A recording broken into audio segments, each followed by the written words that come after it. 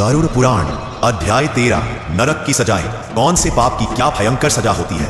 अगर तुम्हें लगता है कि तुम्हारे कर्मों का हिसाब बस यही खत्म हो जाता है तो ये अध्याय तुम्हारे सोच की जमीन हिला देगा, क्योंकि गरुड़ पुराण के अनुसार मृत्यु के बाद आत्मा को यमलोक में उसके हर पाप के लिए एक विशेष नरक दिया जाता है, जहां वो भोगती है वो पीड़ा जिसकी कल्पना तक इंसान के बस की बात नहीं। झूठ बोलने वाले को जलते हुए लोहे का पानी पिलाया जाता है, चोरी करने वाले को कांकों की बारीक चटाई पर घसीटा जाता है, गुरु का अपमान करने वाले को गर्म तेल से भरे कुएं में फेंका जाता है, माता पिता का अनादर करने वाले को उल्टा लटकदाकर उसके मुंह में अंगारे डाले जाते हैं, और जो निर्दोष का खून बहाता है उसे नरक में इतना पीसा जाता है जैसे पत्थर चूर्ण किया जाता है। ये सिर्फ डराने वाली बातें नहीं, ये आत्मा की सच्ची यात्रा है जिसे गरुड़ जी ने भगवान विष्णु से स्वयं सुना और यमलोक का रहस्य उजागर किया।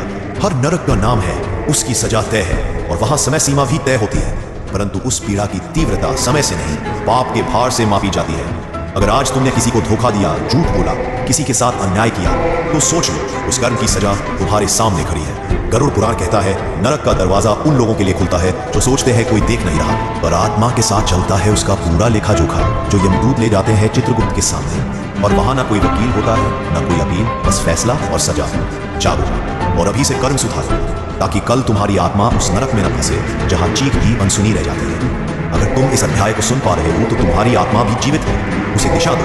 नीचे सब्सक्राइब करो, क्योंकि अगले अध्याय में हम जानेंगे पवित्र कर्म कौन से हैं जो नरक से बचा सकते हैं आत्मा को।